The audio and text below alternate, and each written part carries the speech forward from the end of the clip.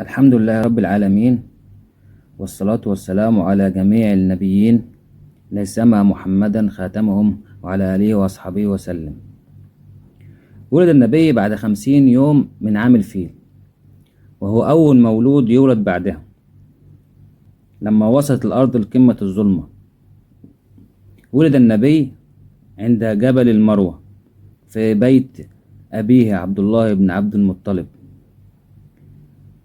حيث كان مكانه من أرقى أماكن في مكة والعالم، على بعد 200 متر من الكعبة، والمكان ده دلوقتي مكتبة.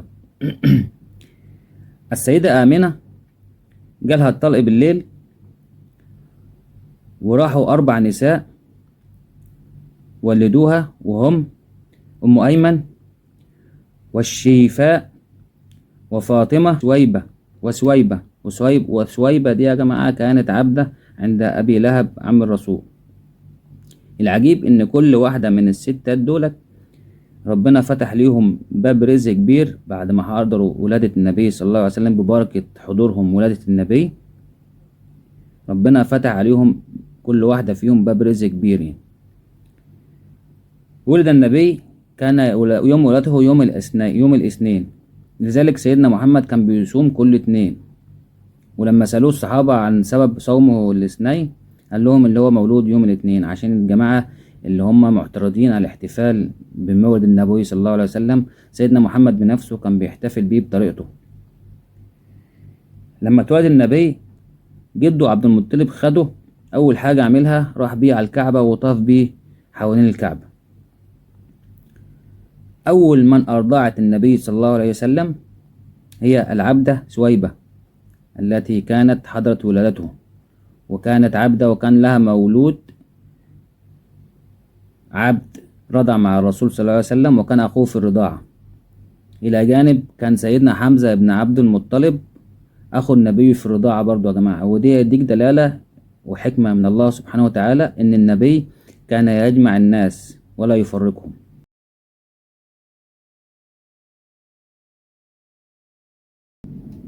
مولد النبي محمد يا جماعة كان يوم مليء بالمعجزات من عند ربنا سبحانه وتعالى، لدرجة إن العالم كله عرف إن في مولود جديد اسمه محمد اتولد في مكة.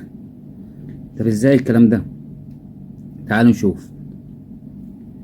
مولد النبي صلى الله عليه وسلم، نبينا ورسولنا محمد صلى الله عليه وسلم وعلى آله وأصحابه وسلم، كان أعظم يوم في الحياة، كان أعظم يوم على الكرة الأرضية، حيث أن الله بعث الملائكة يحفون غرفة مكان مولد النبي صلى الله عليه وسلم.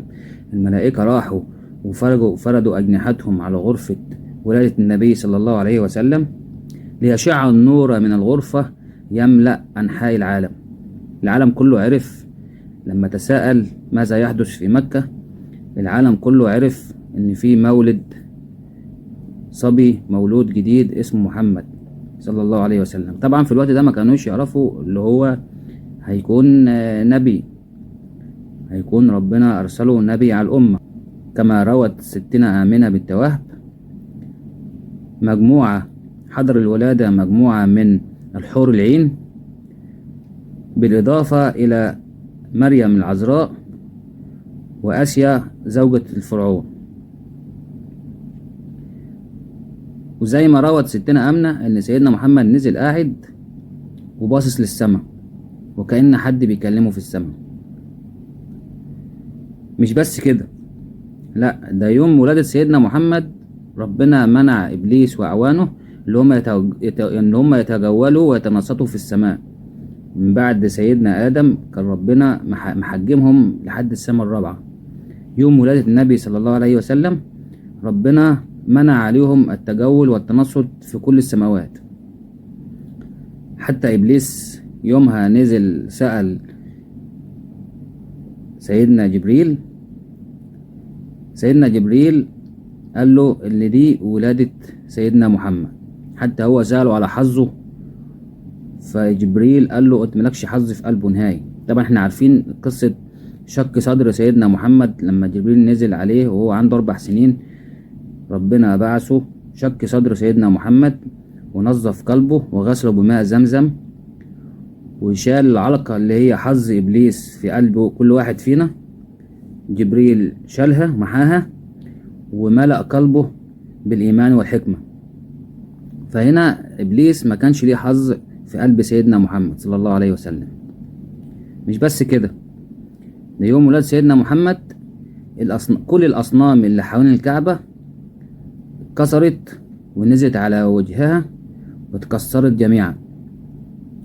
مش بس كده، ده نار الفرس اللي كانت موقدة بقالها آلاف السنين انطفئت في يوم ولادة سيدنا محمد صلى الله عليه وسلم. حتى استغرب الفرس، وملك الفرس سأل وعرف ان النهاردة يوم ولادة أعظم الخلق أجمعين. لازم نعرف من الأول يا جماعة ان سيدنا محمد صلى الله عليه وسلم اتولد يتيم الأب. عبد الله بن عبد المطلب لما تزوج ستنا آمنة أم النبي بعد زواجه منها بعد 10 أيام سافر في قافلة تجارية كانت تدعى آنذاك قافلة الشتاء والصيف. أيوة، اللي هي إلاف قريش رحلة الشتاء والصيف، هي دي كانت القافلة اللي خرج فيها عبد الله بن عبد المطلب، قافلة تجارية. ولما كانوا راجعين من المدينة عبد الله بن عبد المطلب توفاه الله، مات وهم راجعين في منطقة اسمها الأبواء، وهناك دفن عبد الله بن عبد المطلب. وجي يا جماعة بعد كده لما ستنا آمنة عرفت ان هي حامل جالها رؤى كثيرة. حتى اسمه سيدنا محمد كان العرب ايام ما كانش الاسم ده متداول عندهم يعني.